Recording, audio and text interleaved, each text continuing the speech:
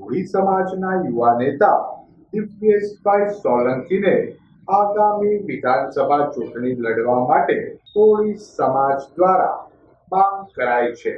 કોળી સમાજના હૃદય સમ્રાટ મંત્રી પરસોત્તમભાઈ સોલંકીના પુત્ર દિવ્યેશભાઈ સોલંકીના જન્મદિનની ઉજવણી અન્વયે યોજાયેલ કાર્યક્રમમાં કોળી સમાજના આગેવાનો દ્વારા દિવ્યેશભાઈ સોલંકીને આગામી વિધાનસભા ચૂંટણી લડવા માટે હાકલ કરાઈ હતી।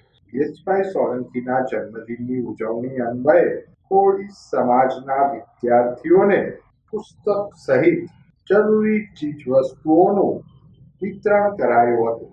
આ તકે અખિલ ભારતીય કોળી સમાજના રાષ્ટ્રીય ઉપાધ્યક્ષ પ્રવીણ કોળી દ્વારા જણાવ્યું હતું કે 2027માં મંત્રી પરસોત્તમભાઈ સોલંકીના પુત્ર દિવ્યેશ સોલંકી ચૂંટણી લડશે।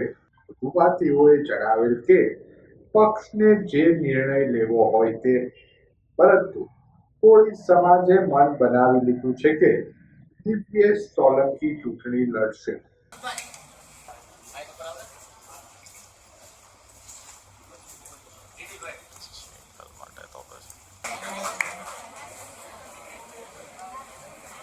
ચેરિટેબલ ટ્રસ્ટ સંચાલિત સમસ્ત તળપદા કોળી સમાજના કન્યા છાત્રાલયના આંગણે પધારેલા સર્વે મેમ્બરોનું હાર્દિક સ્વાગત છે અને હું વિનંતી ખાસ કરીને દિવ્યેશભાઈનો જન્મદિવસ છે કાલે, એટલે આપના દ્વારા પહેલાં તો એમને જન્મદિવસની શુભકામના આપું છું અને એના જન્મદિવસના નિમિત્તે આજે લાઇબ્રેરીના 2-3 જગ્યાએ એમ ડોનેશન કરવાના છે અને અલગ અલગ પાર્ટમાં એના વિસ્તારમાં પુસ્તક પણ વિતરણ કરવાના છે। તો દિવ્યેશભાઈની જે શિક્ષણ પ્રત્યે લાગણી છે, જે સમાજને મૂળભૂત સમસ્યા છે કે શિક્ષિત થવો પડે મારો સમાજ, એ દિશામાં આગળથી વધી રહ્યા છે। પછી સમૂહલગ્ન હોય કે બીજી કોઈ પણ મેટર હોય, હંમેશા મોખરે દિવ્યેશભાઈ રહેશે આગળ। એટલે યુવા જે કોળી સમાજ છે, યુવા કોળી સમાજ હોય કે ઠાકોર સમાજ, આ બધા યુવાનોની માંગ છે કે 27માં દિવ્યેશભાઈ ચૂંટણી લડવા પડે। આ અમે મન બનાવી ચૂક્યા છું કે દિવ્યેશભાઈને 27માં ફાઇનલ અમે ઇલેક્શન લડાવીશું।